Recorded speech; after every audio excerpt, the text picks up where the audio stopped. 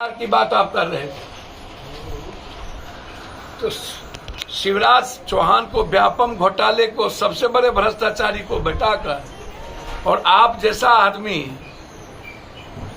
भ्रष्टाचार की बात करे बगल में व्यापम और दूसरा तरफ सतपाल महाराज जिन 150 करोड़ का जिक्र किया है और उन्होंने कहा कि अदानी का सारा पैसा नरेंद्र मोदी जी का है और वो साबित कर रहे हैं कि मैं 150 आके बोला कि हमको 150 करोड़ रुपया देने आए थे पीएम को तो उन्होंने हमको बदली कर दी।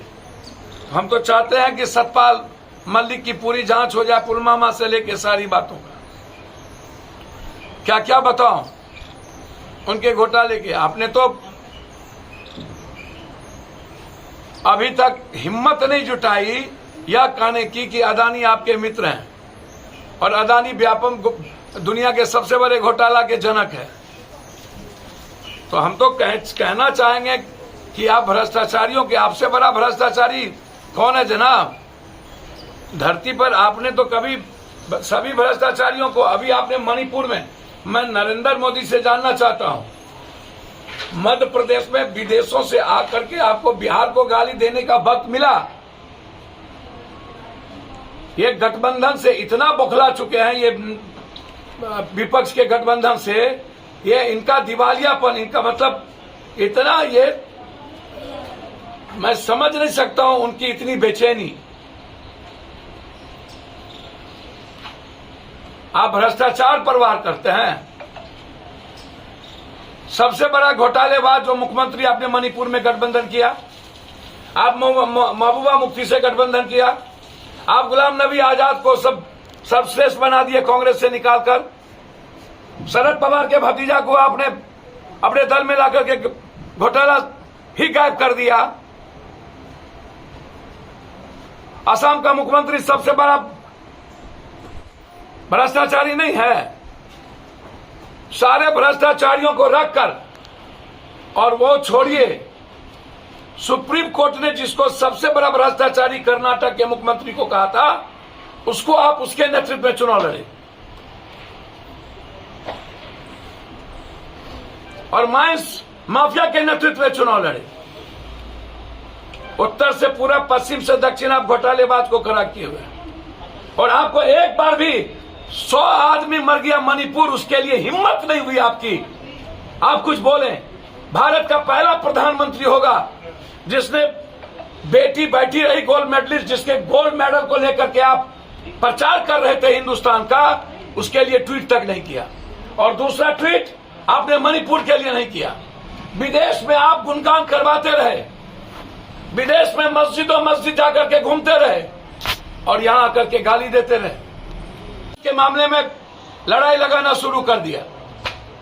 कई बार हमने नीतीश कुमार जी 17 सालों के अंदर, जबकि 200 एकड़ जमीन 70 कट्टिया के बगल में एम्स के लिए अलॉट हो गया।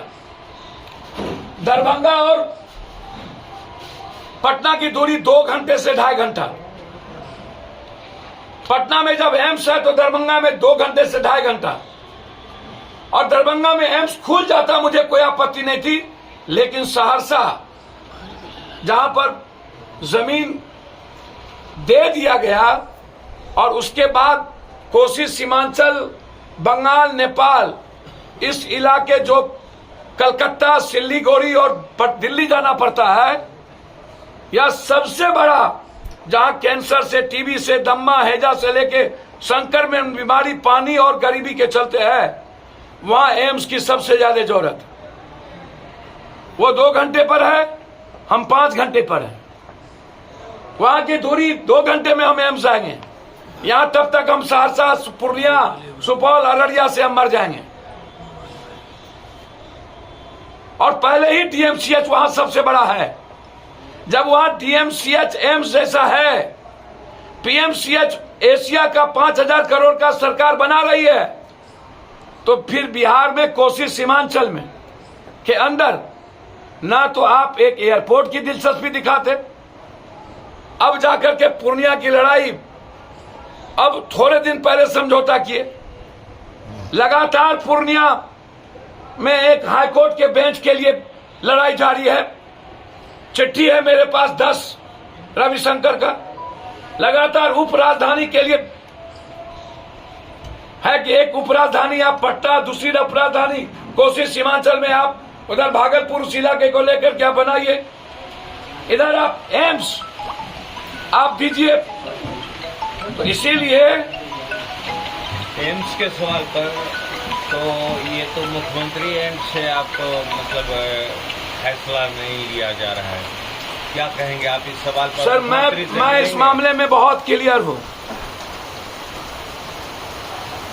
सुरसुर मुड़मुड़ और राजनीति के लिए एक एम्स बिहार की दरभंगा हो या कोसी हो कि जनता के साथ खिलवाड़ कर रहा। बिहार सरकार कहती है कि मैं जमीन दे दिया और दिल्ली कहती है कि वहां नहीं बनाएंगे। ये वो लोग हैं, पहले मैं आज आपको बता दूं, चाहे उसमें कुछ डॉक्टर हो कुछ माफिया, जो 100 बीघा लगभग डीएमसीएच का कब्जा करके बेच दिया या कब्जा किया हुआ है, वो नहीं चाहता है कि वहां पर एम्स बने, दे दे। लेकिन कोसी का जो एम्स है जिसकी जमीन अलॉट किया गया, इसके साथ नाइंसाफी नहीं होने देंगे, इसके साथ सौतेलेपन का व्यवहार नहीं होने देंगे। और इसीलिए हमने तय किया है बहुत क्लियर कि 5 तारीख को बृहस्पतिवार एक तीनों जिला का महाधरना एयरपोर्ट और एम्स को लेकर, और तीनों जिला में पंचायत वाइज पदयात्रा 5 तारीख के बाद लोगों के जनता के बीच जाएंगे। उसके अवेयरनेस हमारी पार्टी के तीनों जिला के जिला अध्यक्ष और हमारे नेता पद यात्रा करेंगे। हर दिन कम से कम 6 पंचायत, हर दिन 6 गांव, और वो बताएंगे कि ना तो बाढ़ का हमको 10,500 करोड़ मिला, ना तो कोसी सीमांचल मिथिलांचल को स्टेटस जो इकोनॉमिकल स्टेटस था वो मिला। यदि बिहार को विशेष राज्य और विशेष पैकेज नीड्स है, तो कोसी सीमांचल मिथिलांचल को भी बाढ़ के कारण, गरीबी के कारण स्पेशल स्टेटस इकोनॉमिकल नीड्स है। सारी फैक्ट्रियां बंद है। ये जनता को बताएंगे कि आजाद हिंदुस्तान के बाद जिस तरीके से कोसी सीमांचल को गरीबी की दहलीज में और मजदूरी करने पर हमें बाध्य कर दिया और बेरोजगारी दुनिया का नंबर 1 हमको खड़ा कर दिया, तो उसी तरीके से एम्स जो हमारे लिए इस इलाके के लिए सबसे निहायत जरूरी है, उसके लिए 5 तारीख को से हम धरना से लेकर, उसके बाद भूख उपवास से लेकर फिर तीनों जिला बंद करेंगे, जरूरत होगी 12 जिला बंद करेंगे। और इस बीच पदयात्रा का कार्यक्रम शुरू रहेगा, जनता के बीच जाएंगे और जनता से आग्रह करेंगे